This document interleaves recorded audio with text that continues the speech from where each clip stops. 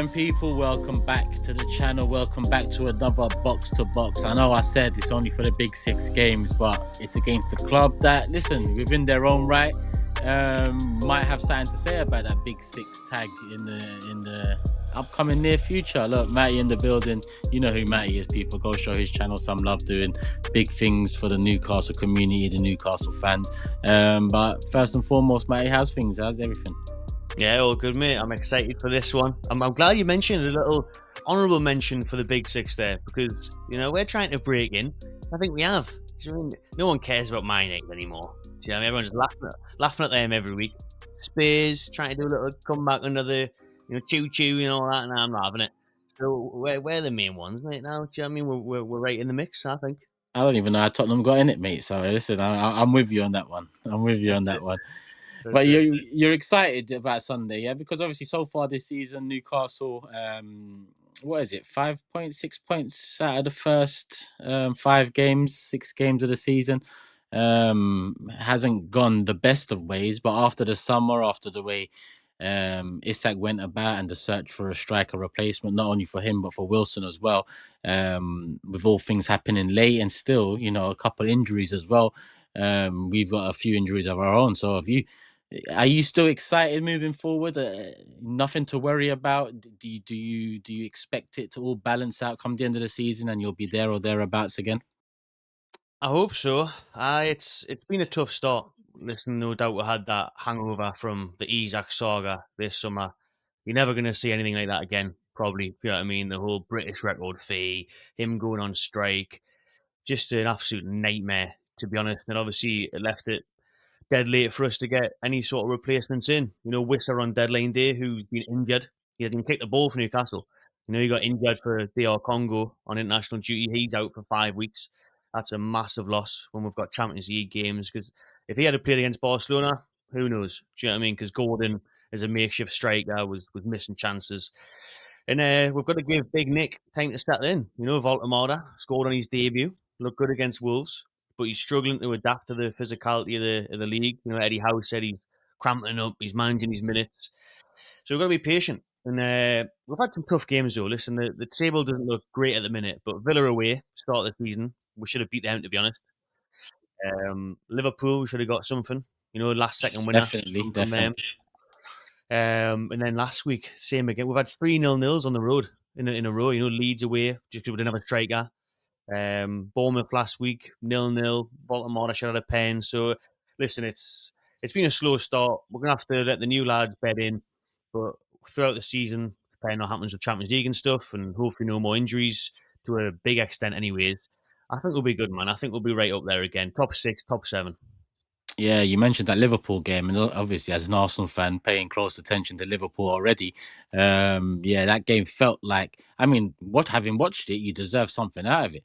With 10 men to pull out a performance like that, definitely deserve something out of it. But Liverpool, as has been the way pretty much all season long, they've just managed to find a way come the end of the game to pull something out. And I think they've done that. Was it last season or the season before with Darwin Núñez coming off the bench? I remember that as well. Yeah, was it last season? Last minute winners. I think they've scored a last minute goal against us at St James's 3 seasons in a row, something like that now. So it's a nightmare. And I had Alex sitting next to me in the box. Do you know what I mean? So I didn't need that. I didn't need that at all, mate. Do you know what I mean? But I've got Robbie next to me this weekend at St James's Park. So that's gonna be tasty vlog. So make sure the AFTV community look out for that one. Yeah, nice. Go like, share, subscribe, people. The game's obviously Sunday, so it's a big one for us both in our individual ranks. But we're coming off the back of League Cup as well. League Cup, you pulled out a top performance, goals galore, a 4-1 win against League One leaders, I believe, at the moment in Bradford City. While we got over the line against Port Vale, never nothing to worry about, but it was a typical Arsenal performance if we're looking at the first few performances of the season in terms of chance creation.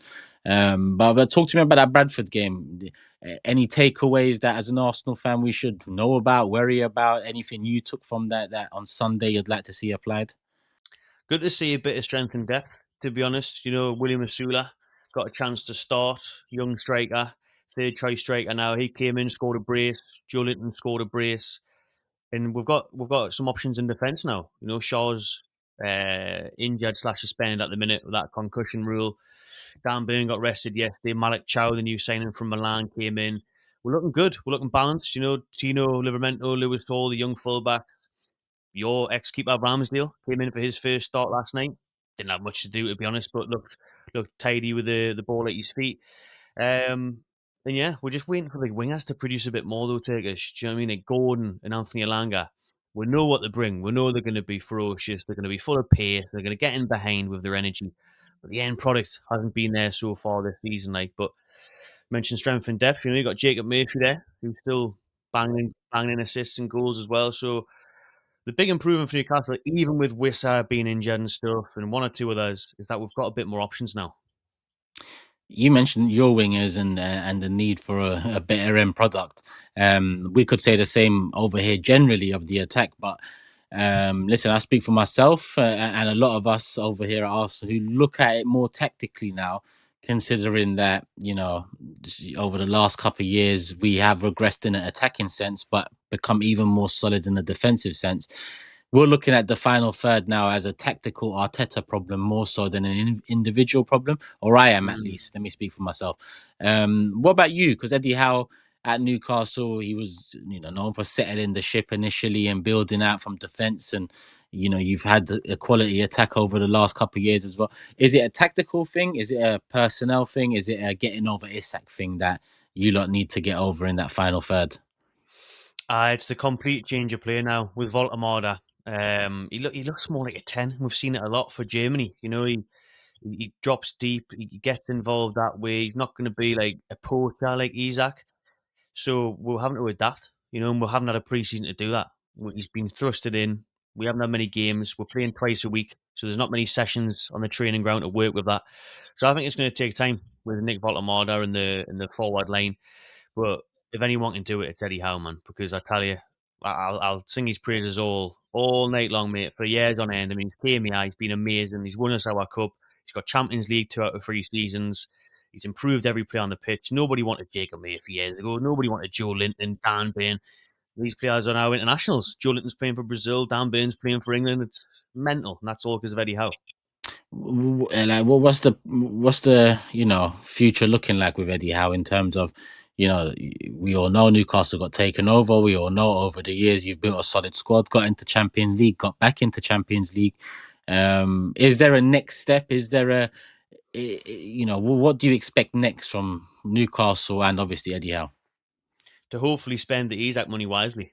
Do you know what I mean? To support Eddie Howe. Obviously, we're doing a bit of that with Voltemada, with Wissa. I think we still need one more up there. The squad is aging a bit as well, so new recruits have got to come in, and we've just got to keep building. You know what I mean? We're around FFP now with that big money from Isak. That'll hopefully give us an opportunity to be all right in the windows now, and to just keep making sure we're getting into those Champions League positions, or at least Europa League, because I wouldn't even mind Europa League that much, to be honest with you. Would give her a better chance of winning the trophy, and then keep trying to build year in, year out. That's all we can. That's all we can do, really. There's talks of a new stadium, new training ground, all these things in the background. So just keep doing what we're doing on the pitch, and I think it'll take care of itself. Yeah, you're enjoying life at this moment. Looking at Arsenal for you, just opinions generally about our start to the season, if you've seen much of it. And obviously, I think the expectation is for us to now get over the line and win a major trophy, in particular the Premier League. But we sit 5 points behind Liverpool at this moment in time. They play before us again this weekend. You've now faced Liverpool and will face Arsenal, the two teams that everyone's putting up for the title. What have you made of us so far?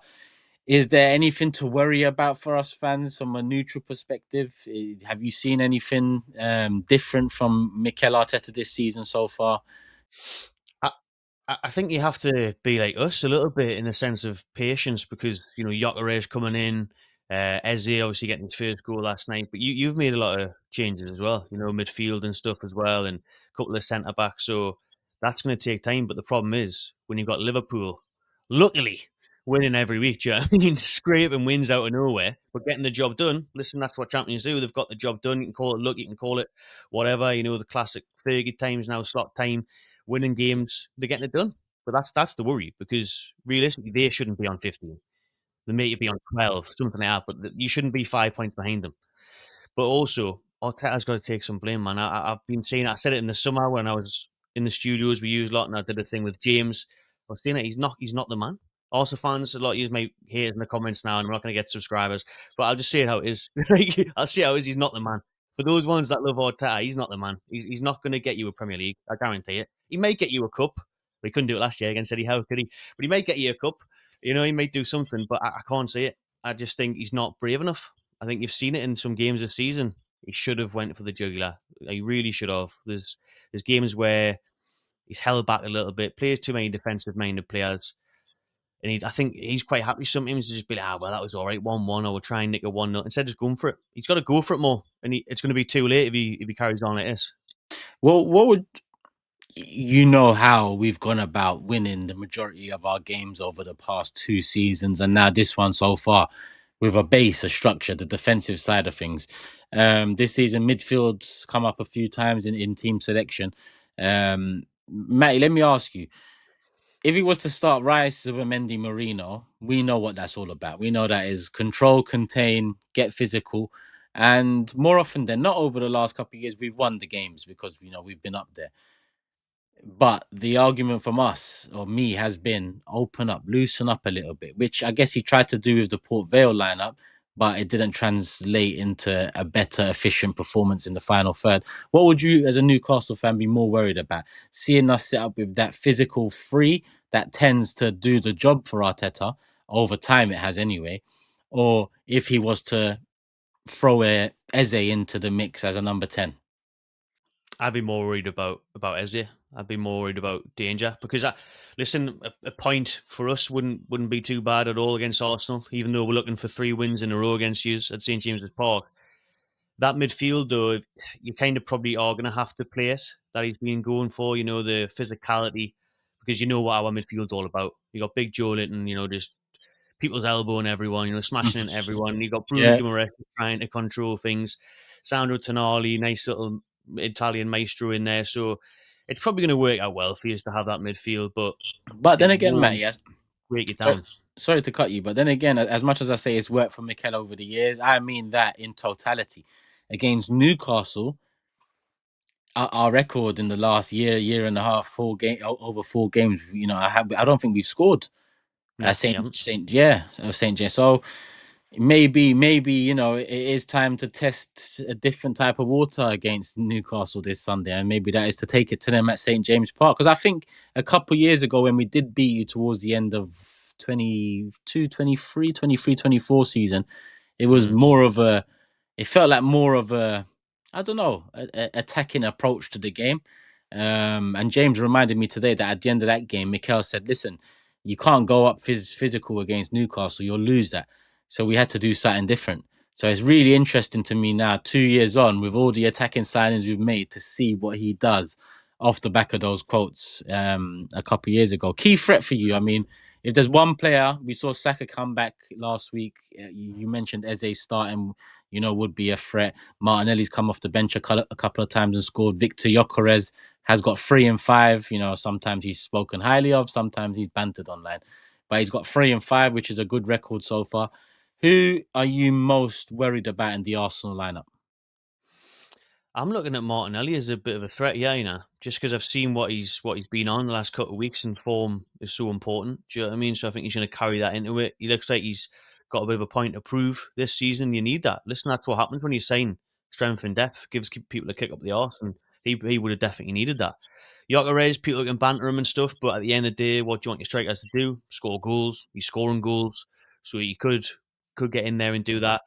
I always look at Rice, man. I'm a huge fan of Declan Rice. And I think if Arteta does go for it a bit more and maybe frees him up to make those runs, we could lose him, and he could nip in edge of the box, in the box, bag one.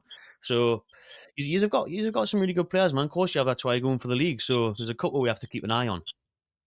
What about Newcastle from a Arsenal perspective? Who should we most be worried about in your lineup? I'd say Tonali. Tonali's been on sensational form this season, and he's due a goal as well. He's at the post a couple of times. It's not necessarily his game, but the way he can control things. And then you've seen, Gordon did great at your place, try to copy the Henry celebration Yeah, against the yeah. corner flag. You've been linked with him yourselves. he seems to turn up against Arsenal. He really does, and we need a bit more from him this season. So he should be there. And then Voltemada, Voltemada in his last Premier League game got the goal, got the winner. So if the balls are getting delivered to him, if he gets some service, expect him to hit the back of the net. It'd be interesting for us as well. Those set pieces over the last couple of games hasn't bared no fruit for us, but against Newcastle, Dan Burn in there, Walter Mard in there. I don't know how much success we're gonna be able to find on that front too. Matty, let's end with a prediction. You're the home team, so you kick us off. What's the scoreline going to be come 6:30 Sunday? I'm quite tempted to go for a third 1-0 in a row at St James's. I am. I'm leaning between 1-0 or 1-1. I'll go back to team, haven't I? 1-0. Let's do it. Yeah, I mean, I'm going 1-1. I know you are right. You got to back the team, but I just think tough place to go when you're looking to formulate something new in attack. And I just feel like Arteta will go to do the control contain stuff, and Newcastle love that stuff in midfield. So it's going to be a battle. I'm excited about it. And yeah, I know you're going to be there, and you're going to be releasing your fan cams after. So I'm sure Arsenal fans will be there if you lose. I'm not too sure if they're going to be there if you pull out the win. In your opinion, I'm one to say the title race doesn't start until January, February.